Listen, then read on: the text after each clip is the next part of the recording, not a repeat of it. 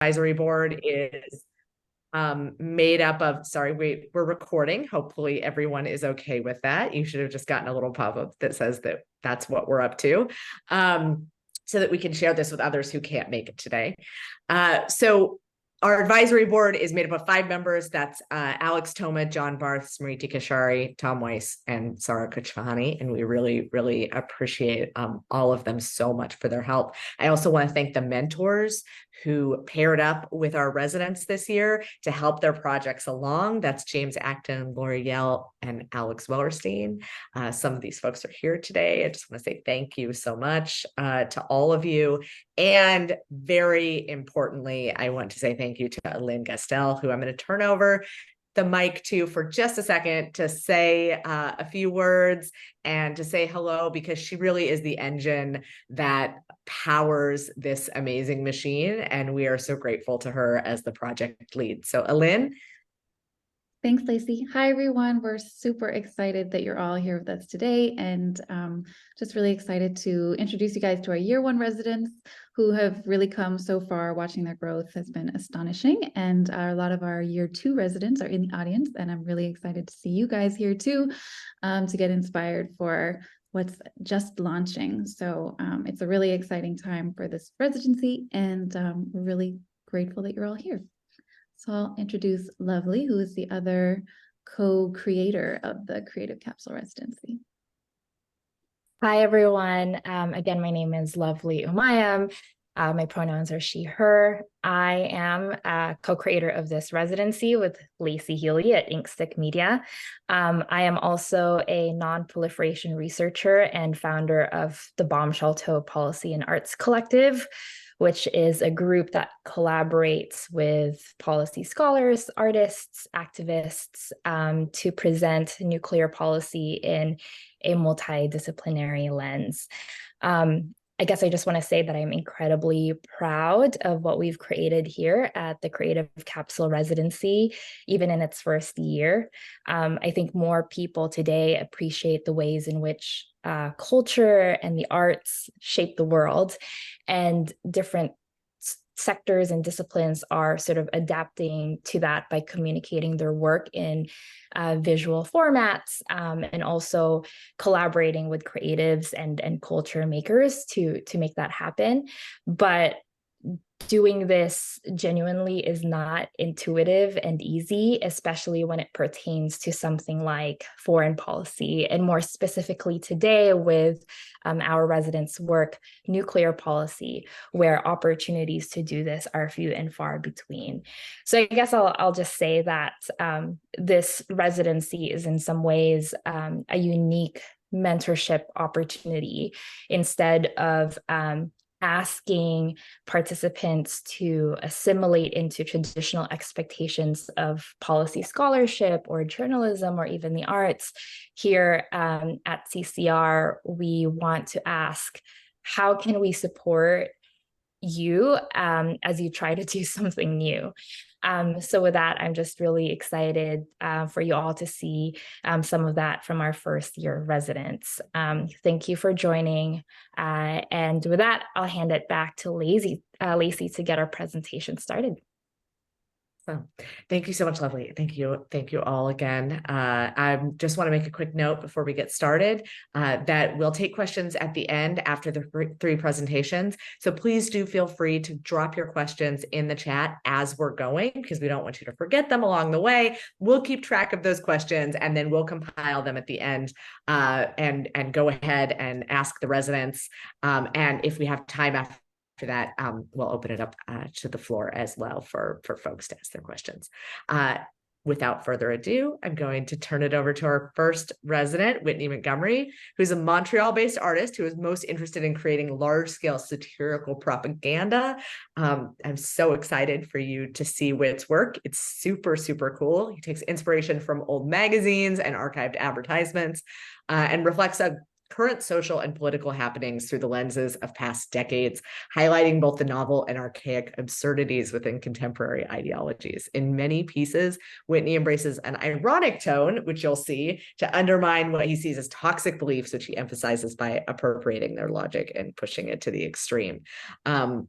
Whit, I am going to turn it to you to take over and present this awesome project of yours. Amazing, yeah. I'm Whitney. I use pronouns he, him. And just first off, I'd like to thank everybody. Incredible experience. Felt super supportive through the whole time. Yeah, just so happy I get to present this project to you all. I'm just going to start you off with a quick video just to kind of showcase the install of my project. And yeah.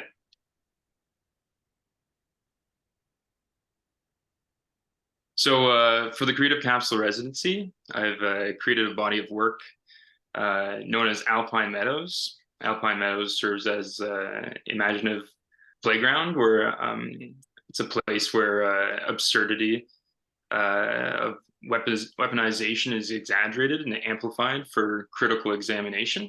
So by constructing this town, which is Alpine Meadows, through pieces of fictional propaganda, I kind of aim to provoke thought and encourage like a deeper understanding of the consequences that arise from glorifying the tools of violence. And I've done this by embracing the role of the propaganda machine within the town, which is the Department of Romanticization. It's a central institute that plays like a pivotal role in shaping the town's identity. And through these exaggerated artworks I've created, I try to like highlight the seductive nature of propaganda and the potential dangers of its manipulation. And so by engaging with the exhibit, viewers are kind of encouraged to consider the implications of just in our own reality. Great. I will share my slideshow. Sorry, 1 second, just finding it.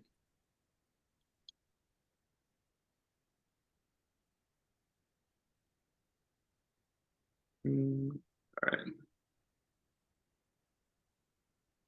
Sorry, I'm having trouble finding this. It's not popping up.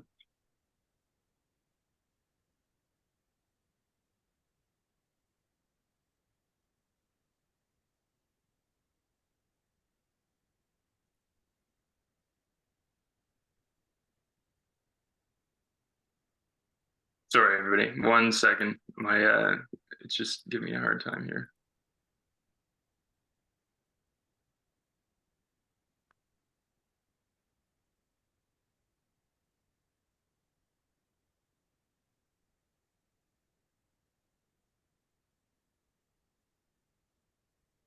One second. Wait, the video didn't run through. Do you want me to play it really quick? Oh, sorry, it didn't run through. Not on my end. It was just paused. Yeah. Oh, okay. Sorry. Well, I can. Yeah, I'll Do you wanna play it? totally. Yeah, if you could play it, that'd be great. Okay.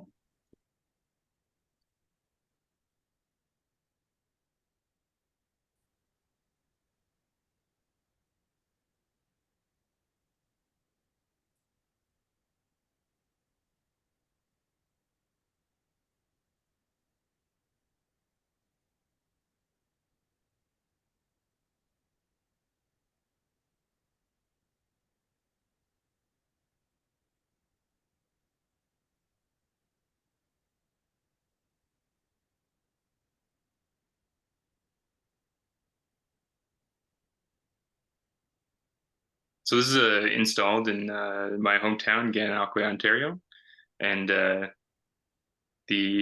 spent the first part of the residency really just trying to get my ideas together, and then through the help of everybody at Inkstick and with Lovely at Chateau and Alex Wallerstein, was able to kind of pick and choose and cut down a lot of the extras and really solidify this into what I think is cohesive body of work. You can see it's using kind of a dated aesthetic, and I'll kind of elaborate on that in a bit.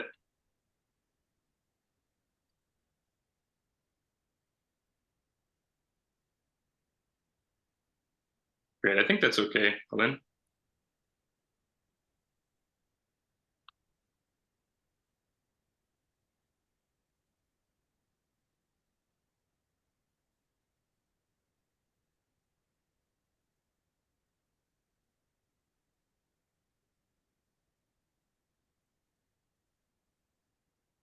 Okay, great. And now, yeah, so throughout the exhibit, nuclear weapons serves as a kind of crucial but underlying theme for the whole creation of the town, Alpine Meadows. So it's subtly implied through the propaganda of the town, while not explicitly mentioned. It symbolized a lot through the encouraged use of firearms as a means of personal protection. Yeah, so I'm trying to draw parallels between the two, nuclear weapons and firearms, and emphasize the absurdity of relying on deterrence as a means of security, while also bringing to light how these weapons and laws regarding weapon use are framed. Prime example of this framing is seen in the real world, talking about the Sentinel ICBM system, which is the Sorry, wait. intercontinental. Sorry, we're having issues Sorry. seeing the slides too. Do you want me to just do it and you can tell me when Yeah, to? sure. That's great. Sorry about that. Sorry.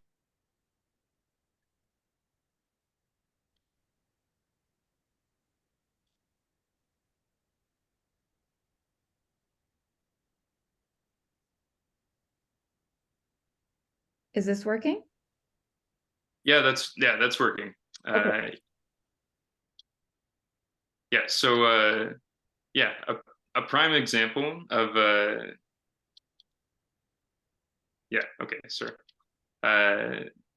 So yeah, a prime example of nuclear weapons. Ellen, you can actually skip to the next slide if you like. Is the Sentinel ICBM?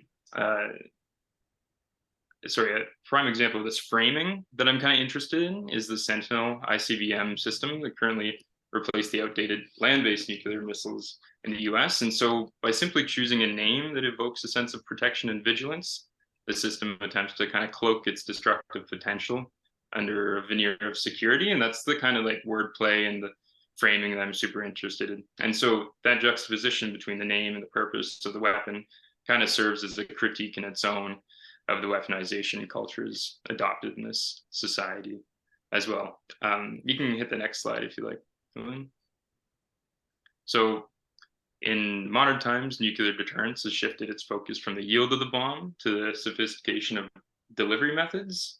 This is something I'm super interested in. And so in this piece, I explore the idea of housing nuclear missiles in space as a step towards having the upper hand in an attempt to gain deterrence. Next slide.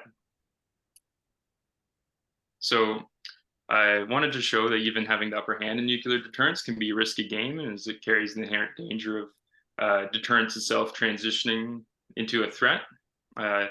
In the world of Alpine Meadows, the Outer Space Treaty, which is a treaty that in the real world prohibits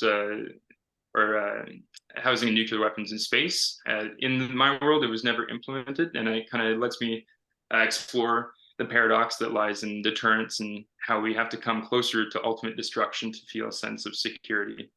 I'm also fascinated by the gray areas of mutually assured destruction and how public perception can be shifted to gain support in nuclear weapon manufacturing. Okay, you can go to the next slide. So this kind of brings me to the intersection of consumerism and national identity within propaganda, and American propaganda has employed the symbol of the cowboy to romanticize Western views in a captivating manner, and it's been happening for a long time. And so, kind of by tapping into this nostalgia and the allure associated with the Wild West, this propaganda has like effectively shaped the perception of American identity and values in some ways, and especially like on the screen. The rugged cowboy, with his independence and bravery, embodies the American ideals of freedom and individualism, American exceptionalism. All right, next slide. So yeah, I was inspired by images like that, that of the Marlboro Man, and It's a great example of advertising creating an emotional connection between the product and desired lifestyle. So I wanted to make the viewer aware of these symbols into relationship. In relationship to the nuclear realm. You can go to the next slide. Yeah, I wanted to use billboards and larger than life symbols of consumerism to emphasize everyday familiarity of propaganda. I also wanted to draw parallels between the cowboy and the astronaut. The cowboy and his fearless spirit and determination represents the conquering of the physical frontier. The astronaut embodies the conquest for the final frontier. Actually, you can go back one if you don't mind. I feel like maybe skipped ahead of it. That's okay. Is this right? Yep, that's the one. Yep. And both symbols represent this cowboy and the astronaut represent a human desire to explore, but also to conquer. And I kind of like that duality. It's interesting to kind of play with. Now you can go to the next slide, please. So with the right tools and characters, public perception can be shifted. Even the most absurd messages can kind of be normalized. Next slide. And I'm interested in uncovering the way one can shift the window of what we see as acceptable, and with wordplay and framing of issues. As mentioned earlier, the Sentinel rocket, the naming of the Sentinel rocket, there's one that jumps out at me is like the Teacher Academy, where there's academies where they're teaching teachers how to shoot weapons that they'll have in the classroom. And next slide, lethal aid is another term that I think is framed in a certain way that really interests me. So yeah, by carefully choosing the language, political actors can shape public perception of and alter the boundaries of what is considered reasonable or extreme. And yeah, this manipulation of language and framing can be a powerful tool. And I kind of want to make people aware of that. Next slide. But yeah, so the aesthetic I use is it's a dated aesthetic, kind of 60s ish, and I kind of use that so I can help the viewer see the propaganda in a satirical and absurd light, while being able to convey the political and social issues of the current. Next page, please. As part of the world building of Alpine Meadows, I created a small magazine that expands the kind of daily going-ons of the town. Next page. And so yeah, you can see here, this is the front and back of the magazine. You can hit the next page, Lynn.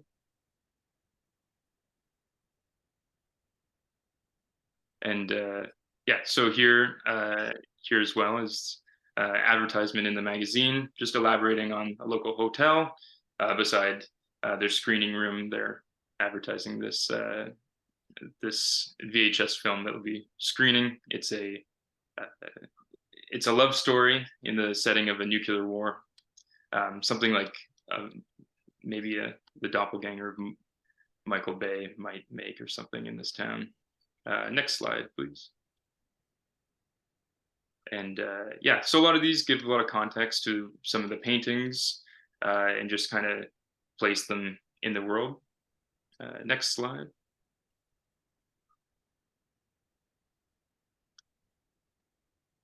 And as well, these pages kind of give viewers a sense of what life is like in the town and how people live under type of fear. Next, please. Thank you.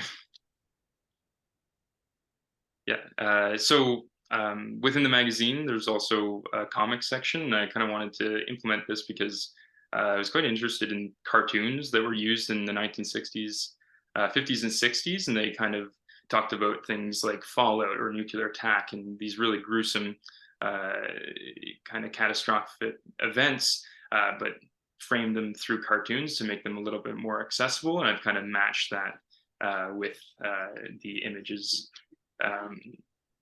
of like this Western hero. You can go to the next page.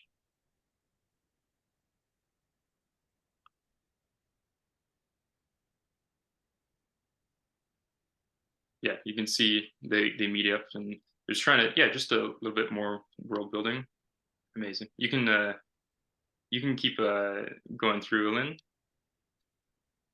Yep, just our main character. Amazing. This is perfect. So throughout this project, I kind of also embark on a journey of self-reflection, kind of seeking to understand my own fondness for like war or spy films, but also kind of simultaneously confronting the unsettling truth that they often perpetuate a glorification of violence and are in some way propaganda in themselves. And by constructing this fictional town, I can explore the allure of these films and media, examining the underlying reasons for their appeal and their emotions, the emotions they evoke. Simultaneously, I confront the potential dangers of indulging in narratives that romanticize conflict, and kind of recognize the role they play in perpetuating divisions and promoting a culture of violence. Nice. You can go to the last slide. Thank you. And yeah, ultimately the goal of exhibiting Alpine Meadows is to spark conversation and encourage a deeper examination of the systems and narratives that shape our understanding of power. Alpine Meadows serves as a vessel for critical reflection, inviting viewers to question and challenge the prevailing paradigms that surround weaponization and its romanticization. So yeah, thank you. Thank you so much, Whit. I'm still waiting personally for Whit to tell us all when we can order prints.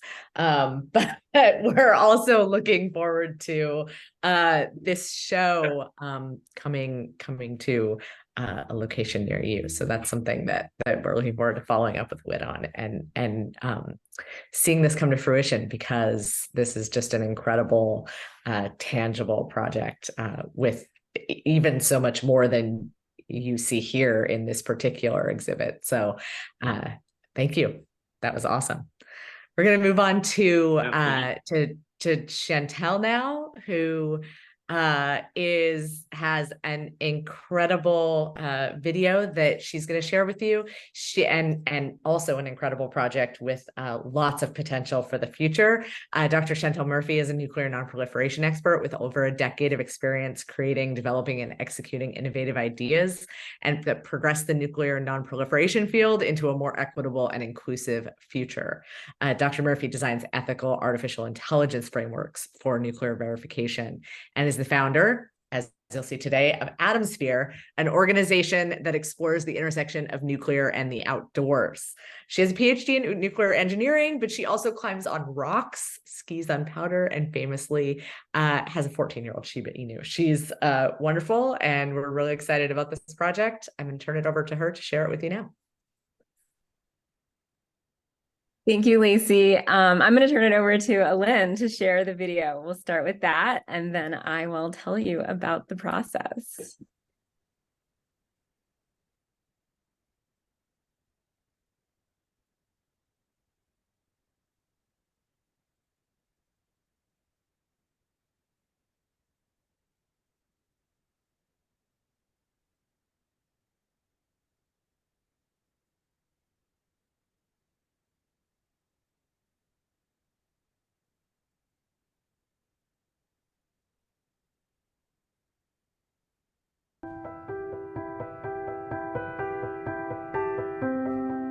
There's a lot of shared history between the places that rock climbers go and the nuclear weapons complex.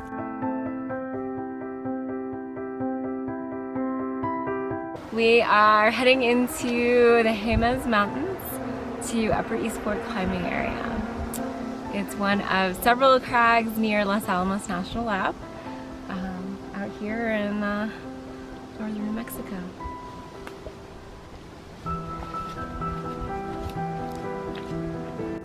The rock climbing and outdoor recreation community can offer new perspectives and ask thoughtful questions about the future of nuclear nonproliferation and a world free of nuclear weapons.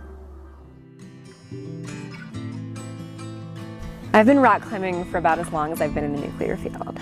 For me, rock climbing is this relentless confrontation with myself. When I'm 40 feet up in the air and I'm really scared to make the next hard move, I have to really dig deep to find that courage. And I think this practice really helps me find that same courage when I'm on the ground, faced with various doubts or insecurities. I moved to New Mexico in 2010 from Washington, D.C. to work at Los Alamos National Laboratory. Even though it's a weapons lab, I work on nuclear nonproliferation. I work on preventing the spread of nuclear weapons around the world.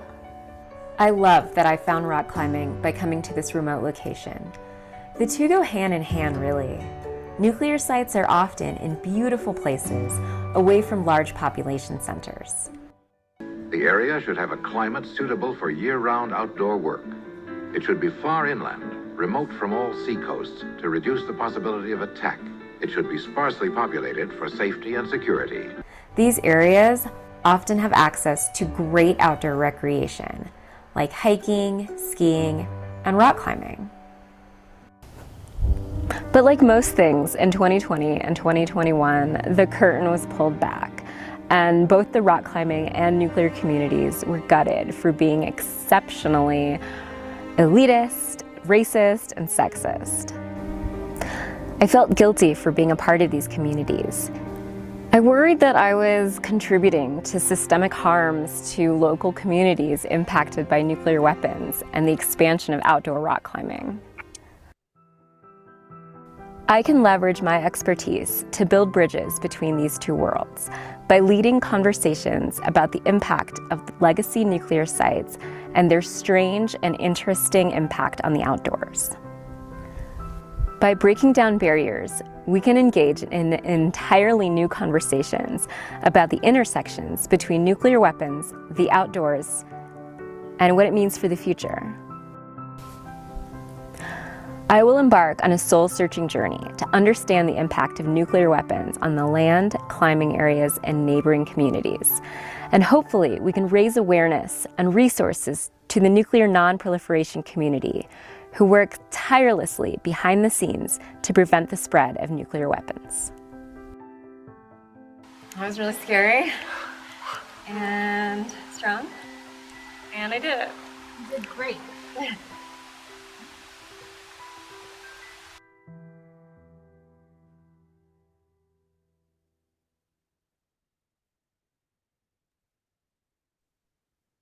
Okay, thanks.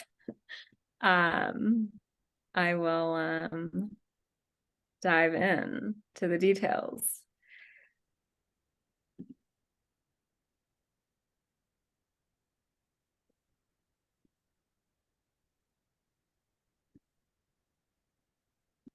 Can you see? Is it good?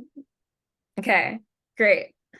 So for the Creative Capsule Residency, I developed that video project, but I also created a film treatment with a budget that highlights the intersection of nuclear and the outdoors in northern New Mexico. I didn't go into the residency intending to make a film. I actually don't know anything about filmmaking, but they connected me to an amazing mentor, filmmaker Laura Yale, who was really great to work with, and she was really patient. She passed on so much knowledge, and it made it really exciting to embark on this brand new endeavor. But it was also really scary. I doubted myself at every step, and I probably didn't take a lot of the direction I was given. But Laura and the Creative Capsule team really pushed me, and they forced me into that discomfort and took me from just absolute zero to finding a place I feel really good about.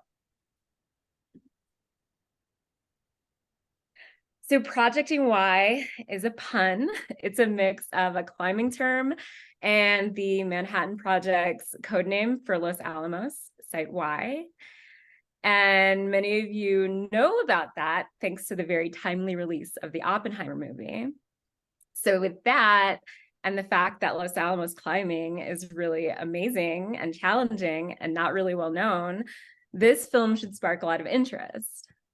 So I live in New Mexico. I rock climb, and I used to work at Los Alamos National Lab. And I care deeply about ethics and nuclear justice. And so that is what the film will be about. It will follow a 3-act structure. It'll be a hybrid of verite moments and Hollywood caliber cinematography. We'll showcase the diverse beauty of the Pajarito Plateau, making the landscape a complex character itself. And we'll be mindful of the balance of illustrating the beauty of this ecosystem while honoring the voices and characters of the local and indigenous communities. So the first act will introduce me and my love of climbing and my work in the nuclear nonproliferation field. It will explore the beauty and challenge of climbing in remote locations and working on seemingly remote topics. But it will also highlight how that remoteness can promote cultures of exclusion and gatekeeping, and how that can manifest for me as often the only Black woman in these spaces. The second act will dig into the realities of how the nuclear and rock climbing communities really impact the world around them. I'll document my conversations with local residents, environmental experts and activists, and gain insights about the environmental, health, and socio-cultural consequences of both nuclear weapons and the growth of outdoor rock climbing. In Act 3, I will engage in entirely new conversations about the intersections of nuclear weapons and outdoor recreation and what it means for the future. We'll showcase efforts to raise awareness within the outdoor industry through organizing panel discussions, workshops, and initiatives that emphasize the crucial role of the industry in supporting nuclear nonproliferation efforts. There really isn't an easy answer, but I believe, and many of you agree, that bringing new voices to the table from people who feel personally invested in the cause will help shape a future free of nuclear weapons.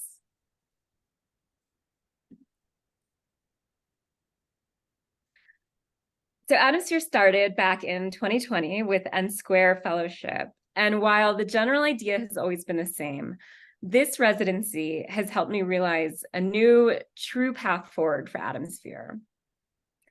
I think film is an excellent medium because so much of what Atmosphere highlights is grounded in place and how people recreate in places connected to nuclear weapon sites.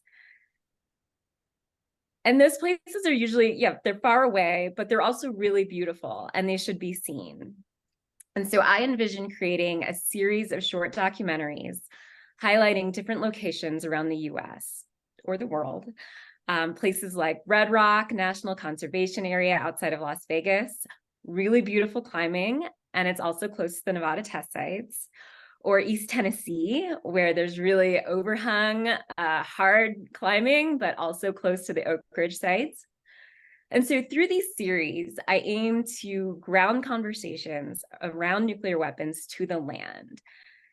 And in doing so, I can create a space to bring together non-traditional voices from both the outdoor recreation community and the local and indigenous communities who live around those areas.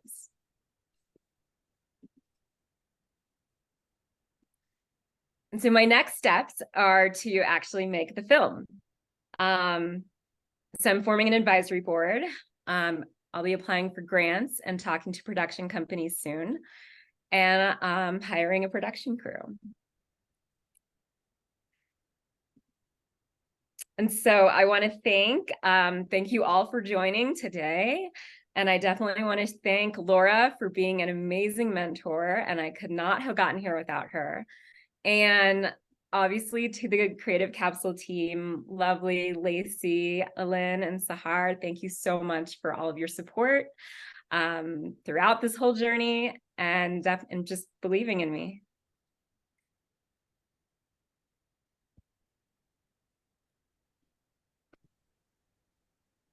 We love you guys. Chantel, Sarah, to watch Chantel come from the spark of an idea to this treatment, and it's really incredible. And I can't wait to see what's next. We're really excited about it. All right, our final resident that I'm going to bring to you today is someone who some of you might be familiar with. We've been so excited to work with him this first term. Terrell Germain Starr is an independent journalist. He's based in Ukraine, and his writing focuses on civilian life during the war in Ukraine, including nuclear weapons threats. In his Black Diplomats Substack newsletter. When he's not writing about Ukraine, he's podcasting about foreign affairs on his podcast, also Black Diplomats. And he's currently working on a documentary called Fleeing Ukraine While Black, a deep dive into the racial experiences of Black people who fled to Europe during the Russian invasion in 2022. And the lives of those who stayed behind. And we're so excited to present his work today on the nuclear elements of the war in Ukraine and the reporting that he's been doing there. Terrell, you can take it away.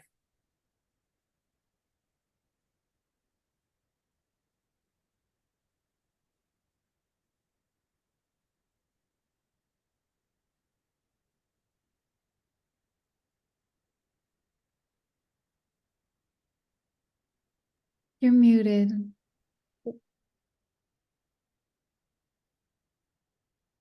you see this? Okay, everyone, do you see the full screen? It says loading, the black screen for me. All right, so yeah, because I have screen is sharing on my end. Let me know when you all see it.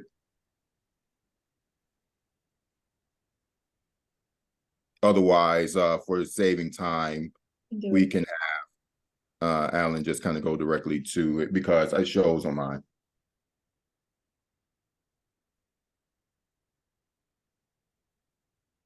I can take over. Okay, cool. Yeah, sorry about that. I don't know what's happening here, but it shows sharing on mine. All right, and excellent.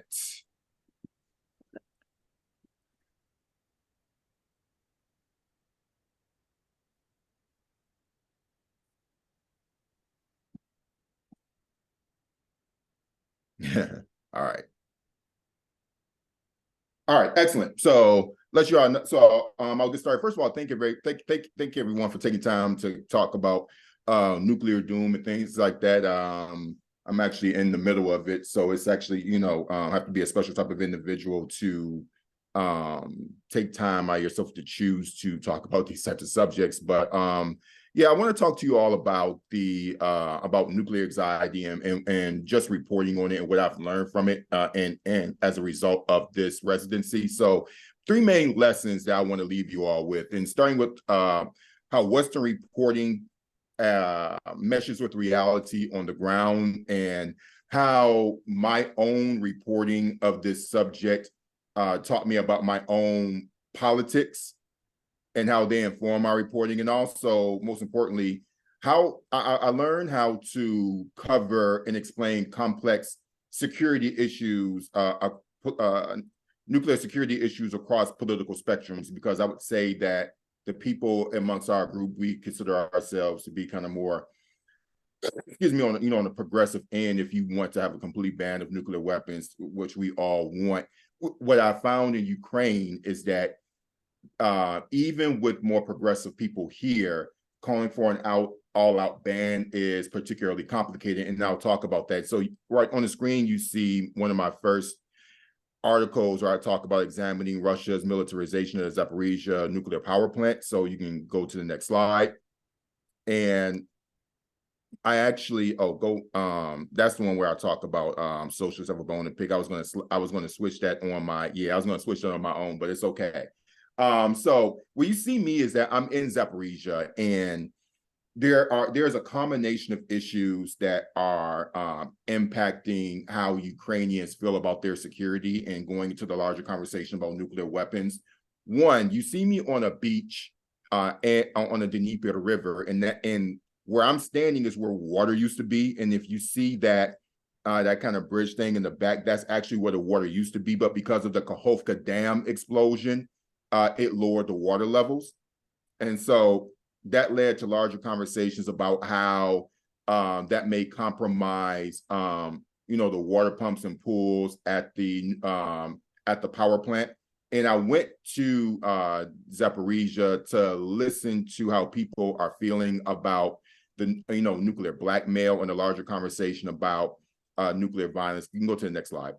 And so Anya and Ksenia, those are the two young women who showed me around town and talk about their lives. About, you know, I just wanted to ask them and other people directly, do you all have this same, does the anxiety that we see in media match how you all feel on the ground?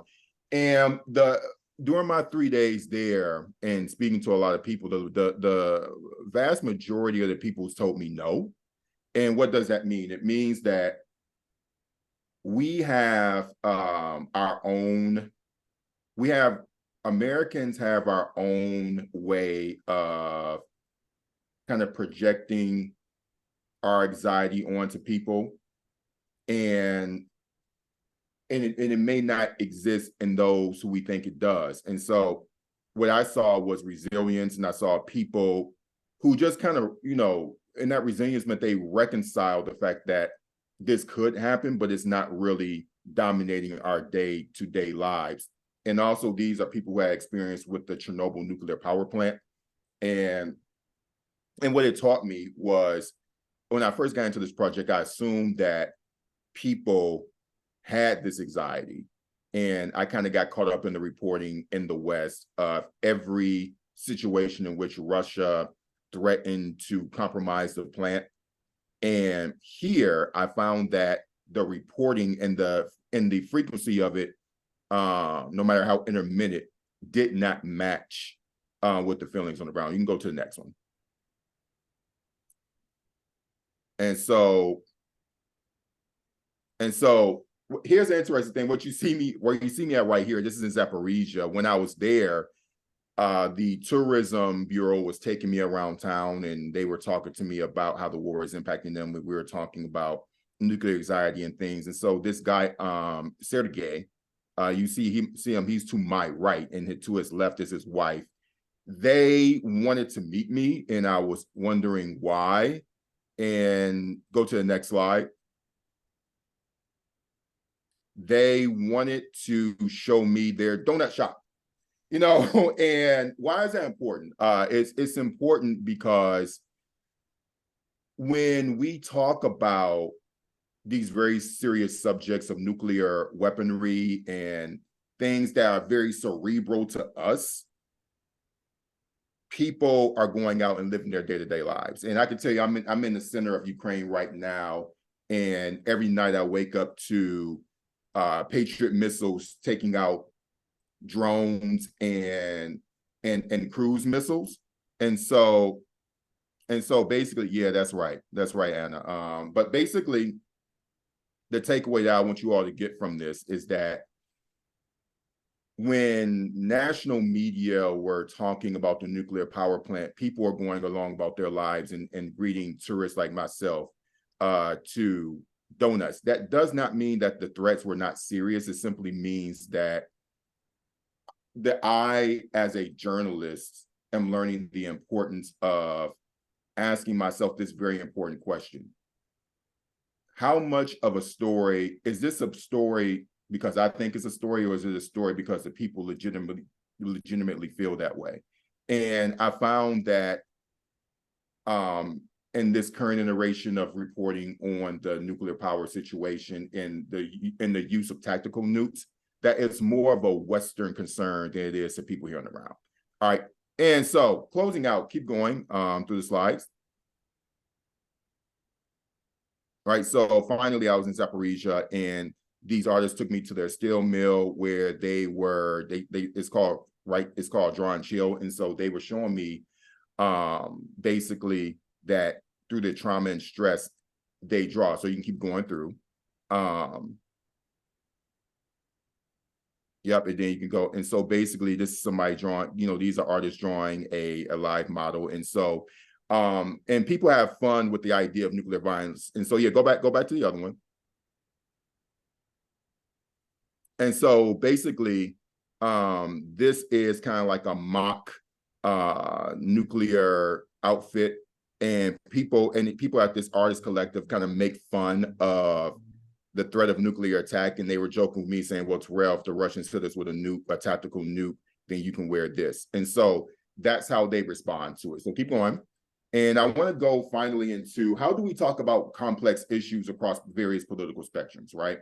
And how does it inform our own politics? And one of the things I'm interested in with Whit and Chantel is how did their experiences of being in this residency impact them personally? Because I understand the cerebral elements of it, but for me, what it did was, as somebody who genuinely believes in nuclear, in the ban of nuclear weapons, here in Ukraine, the reality is that their security is linked to joining NATO, which hosts 3 nuclear states. And so how do you talk to a Ukrainian about nuclear nonproliferation when, even though even lefties here agree to, and they want an end to nuclear weapons, however, they will not support any movement that prevents them from joining NATO because it's their only source of protection against Russia, right? And so how do we have this conversation about the global South and countries like in Eastern Europe joining this larger movement, because it's not under the umbrella of people of color or marginalized communities, because Ukrainians are not viewed that way, and they don't fall under that spectrum. And so the takeaway is that I've learned how to, and there's just a lot involved in that, and it's culminated into a video where I talk about why Ukraine has not joined these movements. And so I joined these non-proliferation movements, and so that video will be coming out next few weeks, and it's already been edited. And I'm closing out by saying that as people who want to see an end to nuclear weapons, being able to have conversations with people here in Ukraine about how security impacts them, and how and the complicated issues of joining a nuclear alliance, basically how that impacts them. And so those are the questions that this residency has helped me to navigate. And thank you very much. And most importantly, I definitely want to thank Lacey and Lovely and Sahar and Alan and James, who's James Acton at the Carnegie Institute, who's been a great soundboard for me as I was navigating these difficult questions. Thank you all very much. Thank you so much, Terrell, and thank you all. I just little round of applause, a round of Zoom applause for everyone. Thank you all so much for this. This is amazing. We have the tiniest little bit of time for questions, but I want to give each of you at least one chance to both answer a question that folks have, and also to close out with any closing thoughts that you might have. We had someone ask a really interesting question, which was, how did you create the typography that you're using, or did you how did you go about researching the typography that you're using if you didn't create it yourself?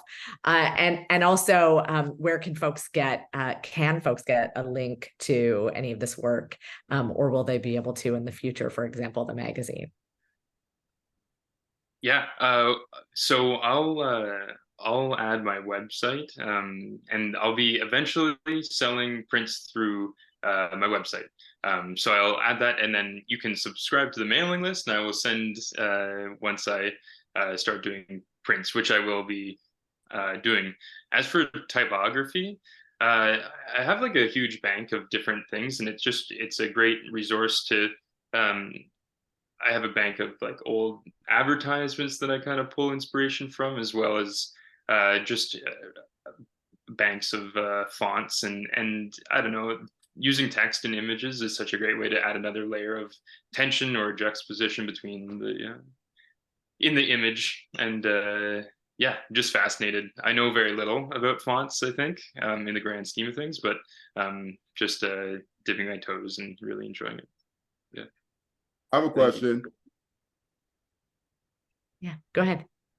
All right, to Chantel, And to what did you learn about yourselves? And it's an open-ended question for a reason, about this project. I'm not into this, like, what did you learn personally about yourself individually? Particularly, did you grow from it, et cetera, whatever? Go for it, Chantal, if you have an answer. I mean, I learned, I guess, a lot as far as kind of being brave into the creative space. I don't do that, right? Everything I do is very grounded in like research and making sure that like all of my references are sorted out. Everything is like very empirical.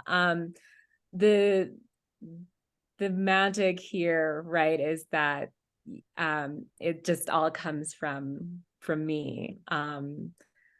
And what I learned is that it's more interesting when you like tell a personal story, when you center it around sort of the lived experience. And that is terrifying to put out there.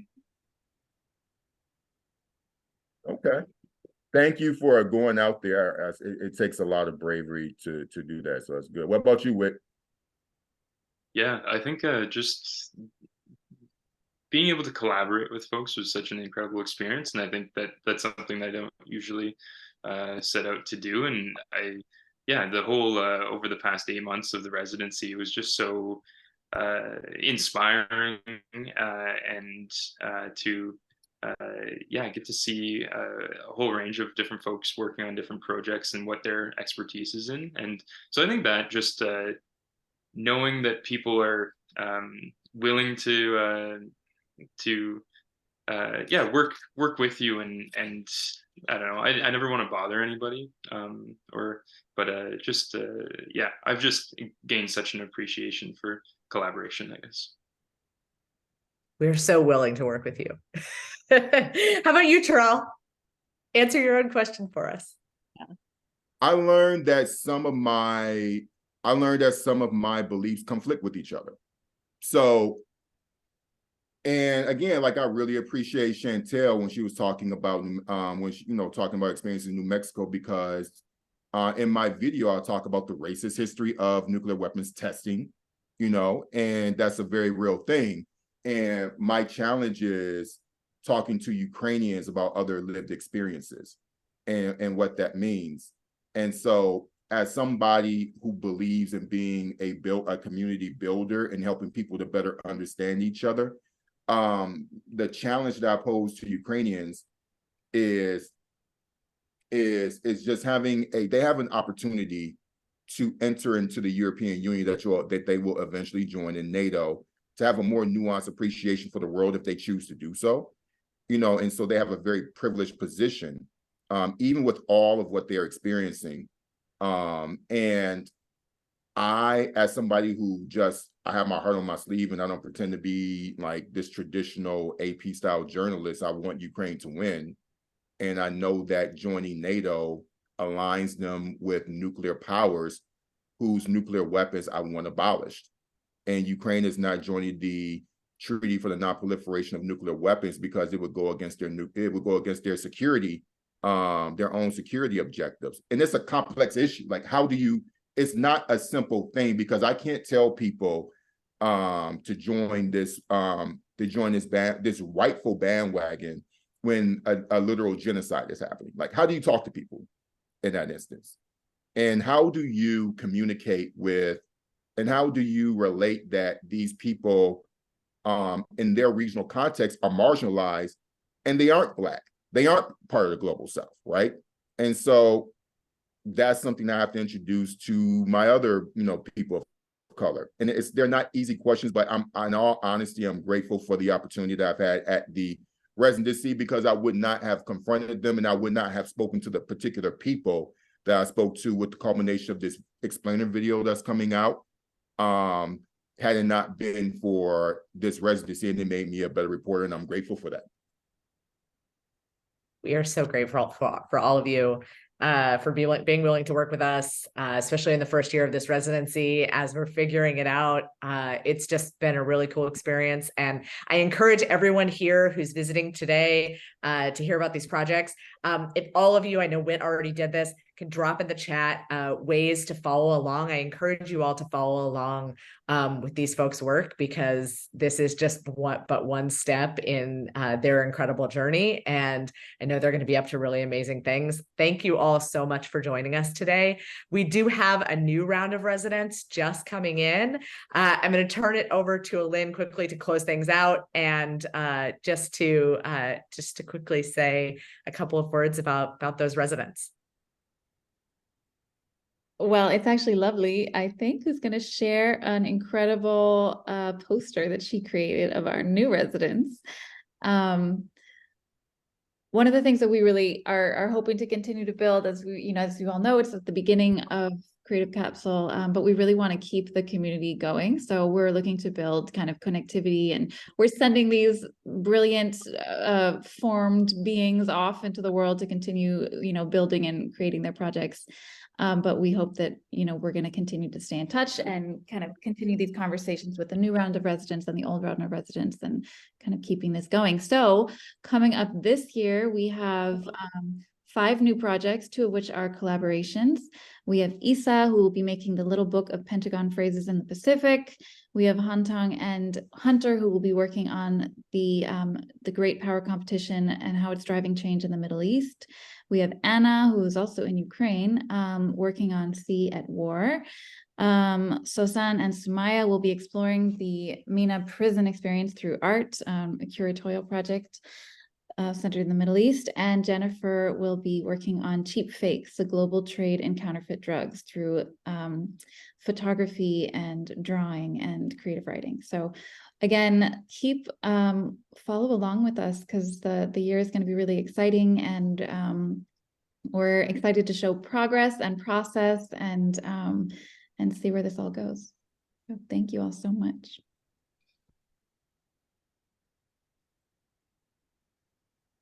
Thank you all. Thank you all for coming. We hope to hear from you. Please keep in touch. Please follow along with all these amazing folks and with this project, and have a lovely afternoon. Thank you. If that's where you are. Be safe. Or morning. Playing this at 8:05 here. Yeah, I was gonna say, or evening. All right. Thanks all. Bye, everyone.